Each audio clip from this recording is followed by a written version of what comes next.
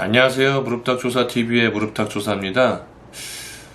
오늘은 제 마음의 준비를 단단히 하고 영상을 촬영을 합니다. 오늘은 다소 좀 민감할 수 있는 이야기를 좀 다뤄보려고 해요. 바다 유료 낚시터라는 곳은 한정된 공간에 물고기를 풀고 막말로 돈을 주고 물고기를 잡으러 가는 거잖아요. 낚시터에서는 물고기를 잡아가라고 돈을 받는 거고요. 근데 분명히 물고기가 많이 나온 조항 사진을 보고 갔는데 왜 나는 꽝 아니면 한 말일까요? 오늘은 바다 낚시터에 대한 불편한 진실들에 대해서 저의 개인적인 의견을 공유할까 합니다. 과연 낚시터에서는 물고기를 많이 못 잡게 하고 싶은 걸까요? 그래서 저희가 못 잡을까요? 아니요. 많이 잡힌 조항 사진을 찍어야 그 사진을 보고 많은 조사님들이 오실 거기 때문에 차라리 많이 잡기를 원하신다고 하는 게 맞을 것 같아요. 정확하진 않지만 참돔을 기준으로 설명을 드리면 조사님 1인당 3마리 정도의 참돔을 푼다고 보시면 됩니다. 근데 전체적으로 조항이 좋은 날이든 안 좋은 날이든 그런 거 관계없이 방문하신 조사님 숫자에 비례해서 방류량을 결정을 해요. 누가 많이 잡아가고 못 잡아가고에 따라서 방류량이 달라지는 게 아니라 조사님 숫자에 대해 비례해서 이제 방류량을 결정을 하는 거예요. 그러니까 차라리 많이 잡아가고 만족해하는 조사님들이 많기를 희망할 거예요. 낚시터 입장에서는. 어쨌든 그래야 이제 좀 더 오랫동안 좋은 이미지로 손님을 계속 유치할 수 있으니까요. 한번 예를 들어 볼게요. 예를 들면 100명이 방문을 했는데 300마리를 이제 방류를 했다고 칩시다. 평균적으로 1인당 3마리를 잡아가는 것과 100명 중에 30명이 9마리씩 잡아가는 것 중에 이제 어떤 게 더 좋을까요? 만약에 제가 낚시터 사장이라면 더 많은 조사님들이 보통의 조관을 올려서 다음번에 또 방문하길 희망을 할 거예요. 하지만 골고루 3마리씩 잡아가면 조항 사진이 이제 조금 조촐할 수는 있겠죠.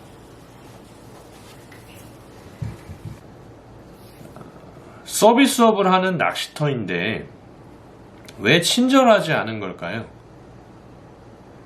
일단 이 부분은 사실 너무 매우 민감한 부분이기도 하고 아다르고 어다르고 어떻게 해석하느냐에 따라 친절하게 느껴질 수도 불친절하게 느껴질 수도 있어요. 그런데 재미난 건 거의 대부분의 낚시터마다 커뮤니티를 운영하고 있어요. 뭐 네이버 카페라든지 다음 카페라든지 어떤 그런 커뮤니티를 운영하고 있는데 그곳에 들어가 보면 제가 가입한 카페만 해도 한 10개 정도가 되거든요. 그 카페를 보고 있으면 어떤 친절함과 불친절함에 대해서 갑론을박이 펼쳐지고 있어요. 근데 단골 조사님들의 이제 낚시터 감싸기 혹은 본인은 그렇지 않았었다, 나는 그런 대접을 받지 않았었다라는 등으로 불친절함에 대한 컴플레인을 아예 좀 하지 못하게 막는 그런 분위기도 있어요. 모든 곳이 그렇지는 않지만 그런 경우가 많다는 것은 아시는 분들은 다 아실 거라고 생각을 해요.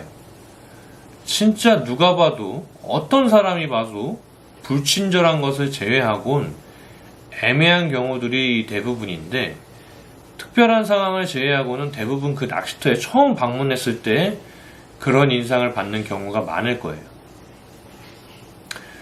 조금 잘 되는 낚시터들은 주말에 거의 1000명의 손님이 왔다 갑니다. 토요일, 일요일, 야간, 주간 합쳐서요. 바쁜 주말에 새로 오신 조사님들, 대부분 이제 처음 낚시터를 접하시는 분들이나 그런 것들이 평일에 일부러 시간을 내서 가시진 않겠죠. 주말에 어쩌다가 이제 해서 가시는 거니까요. 바쁜 주말에 이제 새로 오신 조사님들은 사실 챙겨줄 여유도 없어요. 낚시터에서는. 챙길 필요성도 사실 잘 못 느낄 거예요. 이미 너무 잘 되고 있고. 생각을 해보세요. 한 사람당 뭐 한 7만원에서 10만원의 입어료를 내는데, 뭐, 부수적인 수익까지 생각을 하면은 주말 장사만으로 만원 곱하기, 10만원 곱하기 1000명을 하면 얼마죠? 억인가요? 어마어마합니다, 정말. 물론 이제 이것저것 다 공제하면 뭐 남는 수익에 대해서는 저도 알 수는 없지만 어쨌든 매출만 보고 봤을 때는 이게 절대 적은 금액이 아니라고 생각을 해요. 어쨌든 이걸 정당화할 수는 없지만 사실 이렇게 생각을 하셨으면 좀 좋을 것 같기는 해요. 이제 우리 조사님들도 이제 주말 방문을 하시게 되면 사실 어떤 그런 친절에 대한 기대가 조금 기대를 조금 내려놓는 게 좋아요. 물론 이제 서비스업을 하는 낚시터는 당연히 친절하게 해야 되는 게 맞겠지만 사실 이건 정말 안타까운 현실입니다. 포기를 해야 되는 게 맞는 건지 아니면 또 너무 어떻게 보면 바쁜 분들한테 어떤 그런 친절을 요구하는 게 맞는 건지 사실 좀 이거는 안타깝습니다. 뭐가 맞다고 설명하기는 이거는 아직도 많은 커뮤니티에서 갑론을박 이야기가 많이 되고 있으니까요. 어쨌든 이 부분은 감안을 하고 주말에 방문하시는 게 좋을 것 같습니다.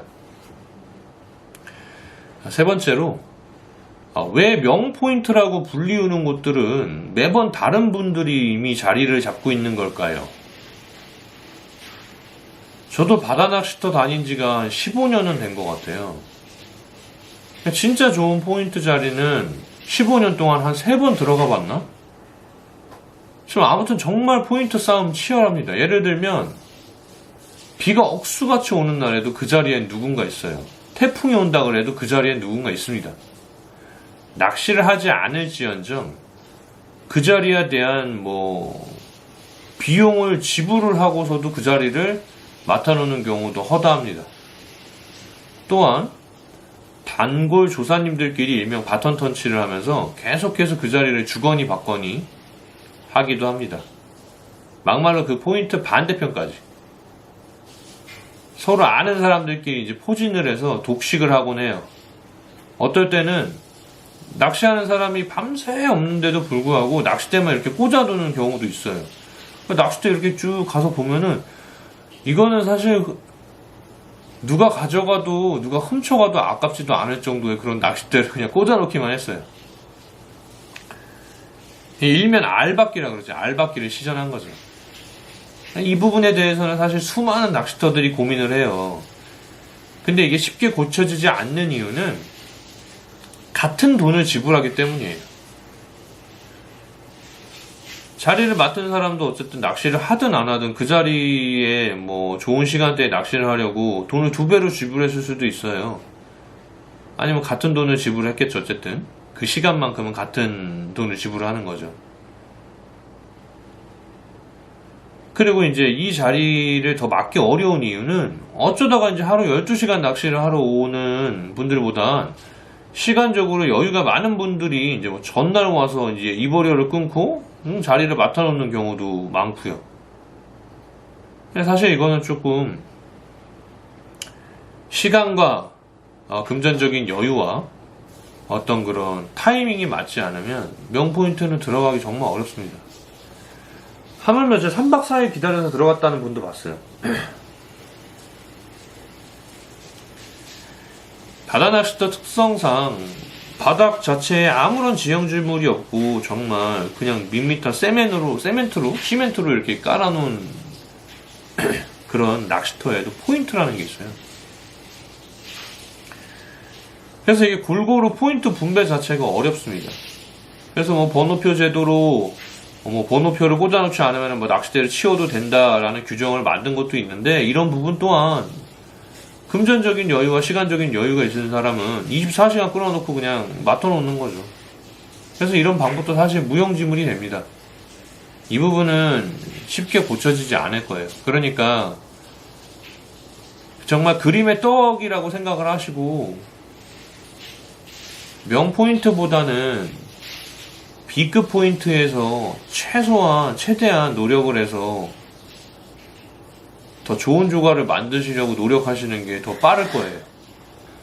네 번째로, 좋은 포인트에서는 크로스 캐스팅이 많죠. 미칠 노릇입니다.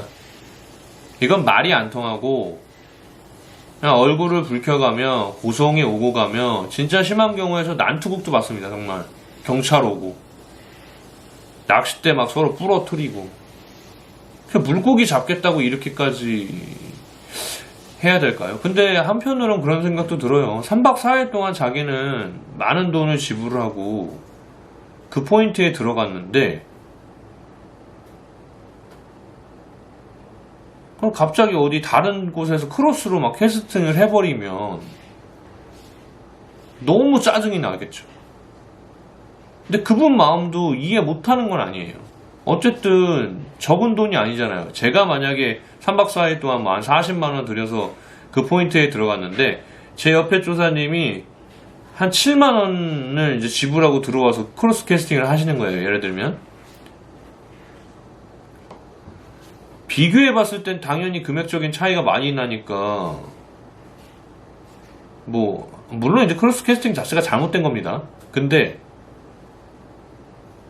그래도 한편으로는 이해하는 부분은 이게 어쨌든 7만원이라는 돈도 돈이겠지만 어쨌든 이분도 이 낚시를 하러 가기 위해서 많은 시간과 어쨌든 돈을 투자를 한 거예요.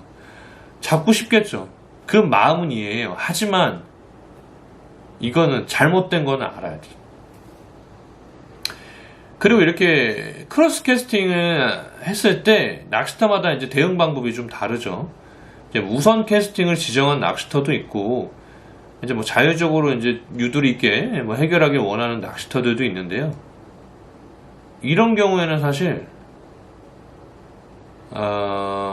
우선 캐스팅을 정해도 안 통합니다. 사실 잘 몰랐다 아니면은 나는 원치도 않는데 이제 커피 같은 거 하나 들고 와서 같이 좀 공략 좀 하시죠 이렇게 하시는데 또 그렇게 말씀하시는 분한테 싫다고 말하는 것도 어렵잖아요. 결국에 어쨌든 얼굴이 붉어질 수밖에 없는 거거든요. 그냥 이런 경우에는 철판을 깔아서 에라 그래 누가 이기나 해보자. 몽둥이 같은 낚싯대 하나 꺼내시고 합사 말고 막 철사 같은 걸로 막 감아가지고 박살을 내시든가 아니면 그 포인트 그냥 포기하시는 게 낫습니다. 아무리 하하호호 웃으며 순차적으로 캐스팅을 해서 흘리고 이렇게 한다 한들 짜증이 안 날 수가 없어요. 왜 그러냐면 일단 진짜 잘하시는 분들끼리는 순차적인 캐스팅을 하고 엉키지 않게 할 수 있어요. 근데 진짜 잘하시는 분들은 그렇게 안 하거니와 좀 이렇게 욕심은 많으신 분들만 좀 그렇게 하시는 경우가 있단 말이에요. 그런 분들은 자기 줄이 어디 있는지도 몰라요. 엉킵니다. 그리고 자기 때문에 엉킨지도 몰라요. 그냥 조심해 달라고 말해도 소용없습니다. 도망치시거나 아니면 그냥 정말 본인이 가지고 있는 몽둥이 같은 낚싯대 꺼내시고 그냥 박살을 내거나 그거 아니면은 그냥 스트레스 받습니다.